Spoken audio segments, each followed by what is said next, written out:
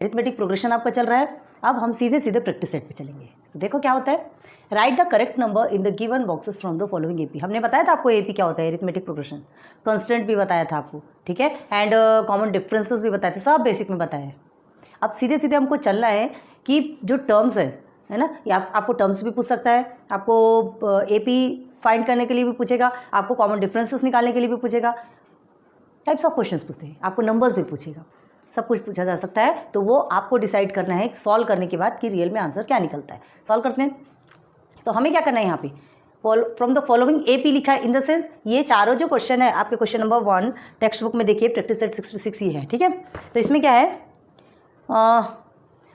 Fill up करना है हमको, ठीक है। 1 2 3 4 सब क्वेश्चंस दिए गए हैं। तो फर्स्ट को देखते हैं क्या है, 1 8 15 22 एंड इन्फिनिटी तक के जाता है। हमें जितना दिया गया है हमें उतना ही देखना है। ये ऑलरेडी एपी है, एपी इन द सेंस जिसमें सेम नंबर्स आते हैं, मतलब कंस्टेंट नंबर आते हैं, तो वो एपी है, एपी फाइंड करने की जरूरत नहीं है, ठीक है। बॉक्सेस में क्या क्या दिया गया है, ए इज इक्वल टू, तो ए इज इक्वल टू क्या है, हमने आपको बताया था ए इज इक्वल टू T1 होता है ना। T1 जो टर्म 1 रहता है उसे ही हम ए कहते हैं। तो यहाँ पर ए इज इक्वल टू क्या है, ए इज इक्वल टू 1। हमको नंबर्स पुट करना है, याद रखो करेक्ट नंबर, यहाँ पे T1 नहीं लिखना है, ओके। तो ए इज इक्वल टू आपका हो गया 1। अब ये जो T1 है वो भी आपका 1 ही आएगा, कंफ्यूज नहीं होना है, ए और T1 दोनों सेम है तो दोनों में भी हम 1 1 ही लेंगे। 1 क्यों लेंगे, ये हमारा फर्स्ट टर्म जो है 1 ही है, ओके। T2 क्या है 8, T3 15, हो गया फर्स्ट लाइन फिलअप।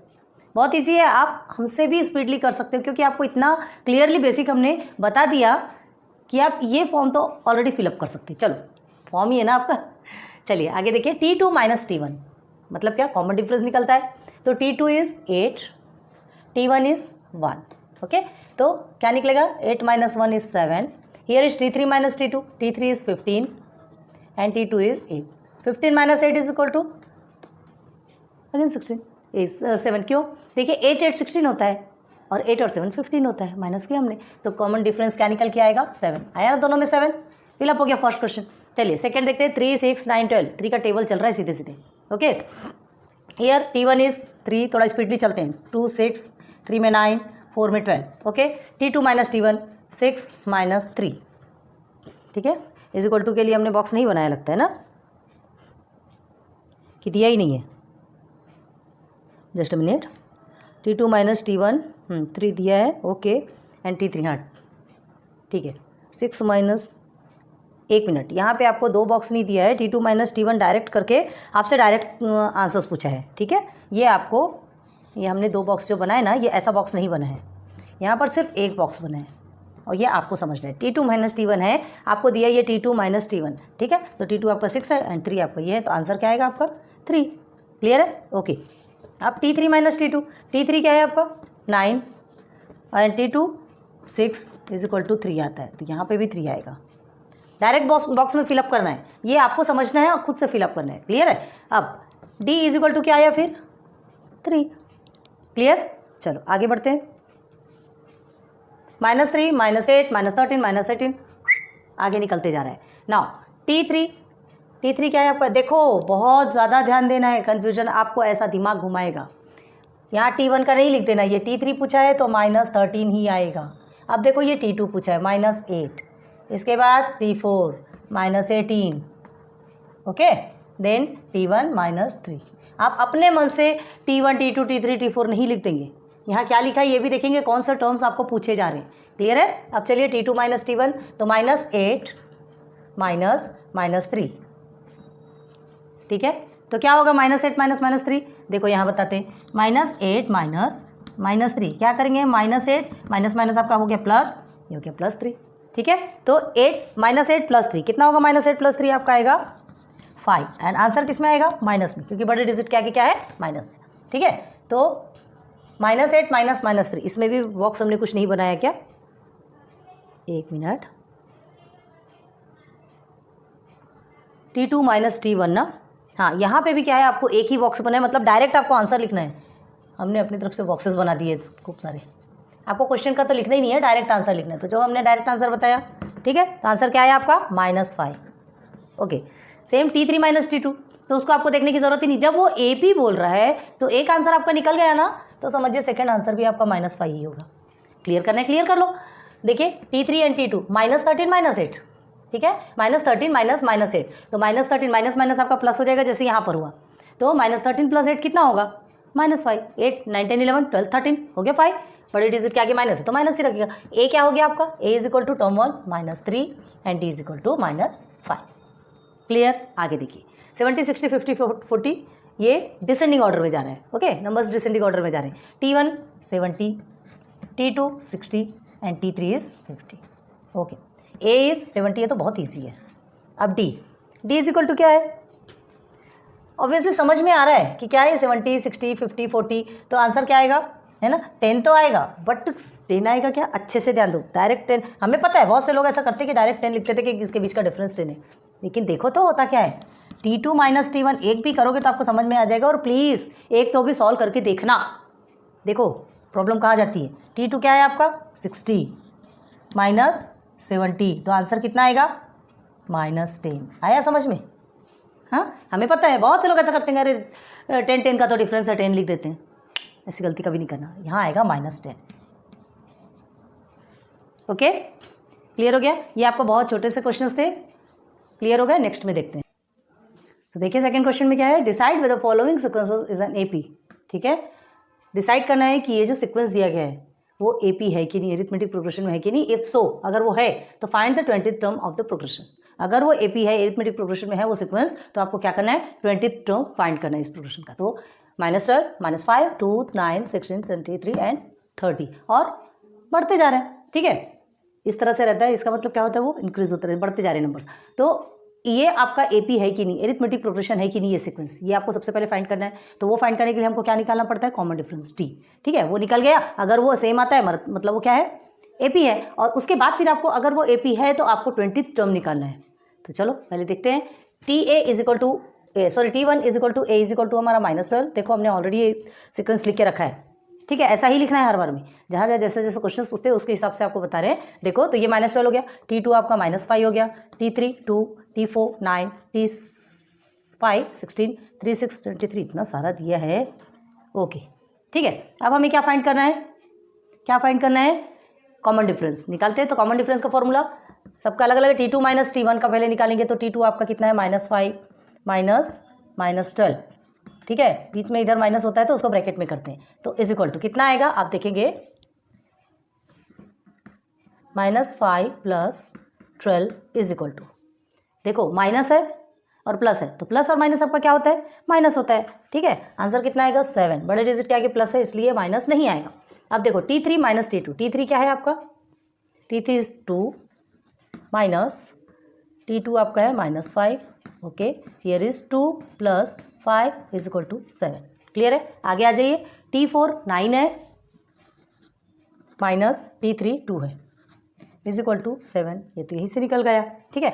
अब देखो 7 7 7 आ रहा है, ये एपी है कि नहीं आपको फाइंड करना है, समझ में आ रहा है एपी है, लेकिन चलो फिर भी हम पूरा करके दिखा देते हैं आपको, इतने में ही समझ में आ रहा है एपी है, लेकिन आपसे पूछ रहा है कि ये एपी है कि नहीं, तो कम से कम पूरा कर लो, हो सकता है नीचे कहीं गलत हो जाए, ठीक है। और अगर वो बोलता है कि वो सीक्वेंस एपी है तो आपको ज़्यादा फाइंड करने की जरूरत नहीं, बस उसका कॉमन डिफरेंस एक कोई सॉल्व करके कॉमन डिफरेंस निकाल लो और सॉल्यूशन स्टार्ट कर दो, ठीक है। तो T5 क्या है आपका 16, T4 इज 9, ठीक है, 16 - 9 कितना होता है 7 ही होता है, T6 इज 23, T5 16, 17 18 19 20 21 22 23 हो गया 7, अगेन 30 - 23, तो ये तो 7 ही होता है, ओके, समझ में आ रही। अब देखो ये प्रोसेस कुछ लंबा होता है ना, जहाँ माइनस आ जाते हैं ना वहाँ पे प्रोसेस थोड़ा सा लंबे हो जाते हैं। अब इससे हमें क्या समझ में आ रहा, हमारा जो कॉमन डिफरेंस निकला सेम है, इन द सेंस ये क्या है कांस्टेंट है, नंबर्स कांस्टेंट है, कांस्टेंट मतलब जो कि सेम नंबर निकलते हैं तो उसे कांस्टेंट कहा जाता है, मतलब ये आपका एपी है, ठीक है। तो हम क्या लिख सकते हैं इसमें, देयरफॉर -12 -5 2 9 16 23 30 एंड आगे जो बढ़ते जा रहे हैं, ठीक है, आर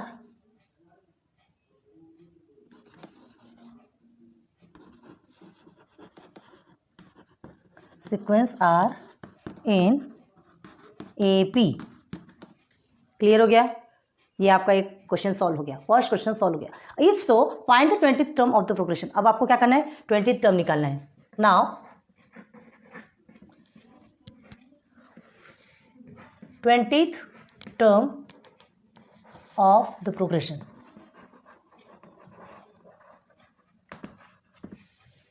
क्लियर है? तो स्टार्ट करो। फॉर्मूला लिखना है, डायरेक्ट लिखोगे T n is equal to a plus n minus 1 d. Clear है? अब देखो टी एन, एन क्या है यहाँ पर आपका नंबर दिया है, याद रखो, है ना 20 ए। अच्छा ए और डी हमने नहीं लिखा, ओके। पहले आपको ये लिखना है। जब ये आपको ये आंसर्स मिल गया कि ये एपी है तो आपको कॉमन डी निकल गया, तो क्या लिखेंगे, therefore a is equal to -12 and d is equal to क्या है 7।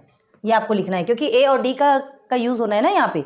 तो ए क्या है आपका -12 प्लस एन आपका ये 20 नंबर है -1, d is 7। Okay, then T20 is equal to 20 term निकालना है ना, ये T20 in the sense T20 cricket का T20 नहीं है, ठीक है। तो देखिए -12 आपका एज इट इज रहेगा plus 20 - 1 is 19 multiply by 7।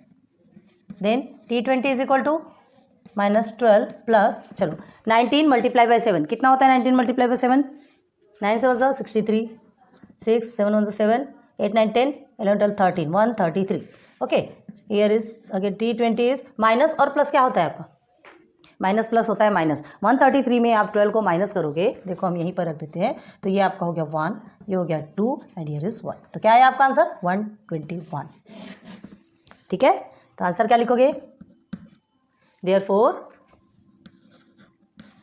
20th term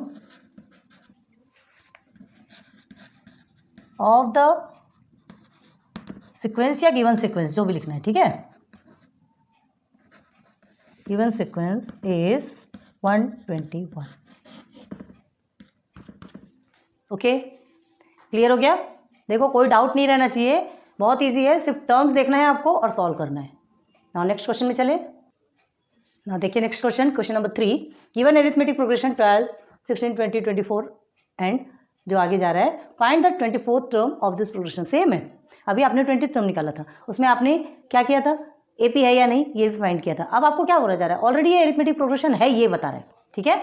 already arithmetic progression, आपको ये फाइंड करने की जरूरत नहीं कि एरिथमेटिक प्रोग्रेशन है या नहीं, फाइंड करने की जरूरत नहीं, मतलब कांस्टेंट नंबर निकालने की जरूरत नहीं है ना। लेकिन फिर भी हमको कॉमन डिफरेंस निकालना पड़ेगा, तो एक का भी निकालेंगे चलेगा। एरिथमेटिक प्रोग्रेशन है ये बता रहा है, एक का निकाल लीजिए, आप कॉमन डिफरेंस निकाल लीजिए। क्यों? क्योंकि आपसे 24th टर्म पूछ रहा है, तो जो 24th टर्म पूछ रहा है, तो जो आप फॉर्मूला यूज़ करेंगे तो उसमें आपको डी तो चाहिए ना, कॉमन डिफरेंस तो चाहिए। ओके, क्योंकि ए और डी का ही काम रहता है उसमें मेन। अब देखिए T1 क्या है आपको 12 16 ये सब लिखना कंपलसरी, ओके, 20 एंड 24। उसके बाद T2 - T1 लेंगे, T2 - T1 16 - 12, 16 - 12 कितना होता है आपका 4, ठीक है। अब आपको 4 मिल गया, मतलब आपको कॉमन डिफरेंस मिल गया, ठीक है। हम यहाँ पे लिख देते हैं, ये देखिए कॉमन डिफरेंस 4 और ए क्या है आपका 12, ठीक है, लिख दिया हमने। लेकिन अगर आपको कंफ्यूज होता है तो हम आपको सेकंड टर्म में भी बता देते कि T3 - T2 क्या है, T3 क्या है आपका 20 है, T2 आपका 16 है। देख लीजिए 4 आया कि नहीं, आना ही है ना, क्योंकि ऑलरेडी ये एरिथमेटिक प्रोग्रेशन बोल रहा है ना। तो जब एरिथमेटिक प्रोग्रेशन बोला है मतलब उसमें जो नंबर आएगा, जो कॉमन नंबर आएगा, जो डिफरेंस आएगा वो सेम आएगा, ठीक है। तो ए इज इक्वल टू भी मिल गया, डी इज इक्वल टू भी मिल गया। नाउ अब क्या करना है, हमें फॉर्मूला यूज करना है। Tn इज इक्वल टू, हमें क्या फाइंड करना है, 24th टर्म फाइंड करना है। तो Tn is equal to a plus n - 1 t।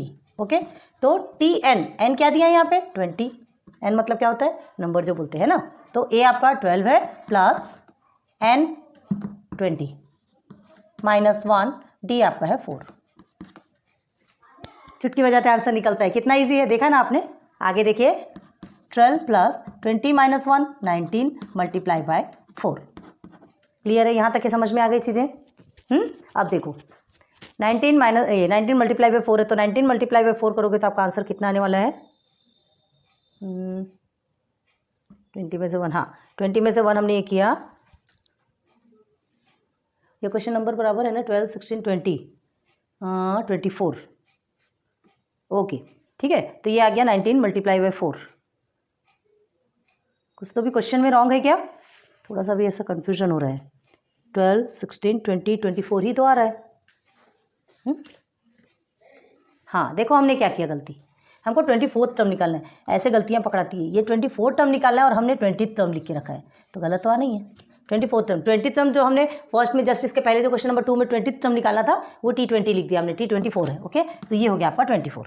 Clear है। अब देखो 24 में से 1 माइनस करेंगे, 23 मल्टीप्लाई बाई 4। ओके, 12 प्लस 3 2 ये 4 3 ज़ा 12, 1 4 2 ज़ा 8 and 9 92।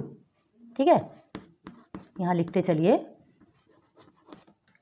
And T24 is equal to 12 plus 92 कितना होता है, ये हो गया 4, ये हो गया 10, 104 104। मतलब T24 24th टर्म इस सीक्वेंस का 24th टर्म में आपको क्या मिलेगा, 104। कौन सा नंबर आएगा, 104। क्लियर हो गया। इजी है। तो आप आंसर कैसे लिखोगे, यही लिख के बता दें। Therefore the 24th term of the given sequence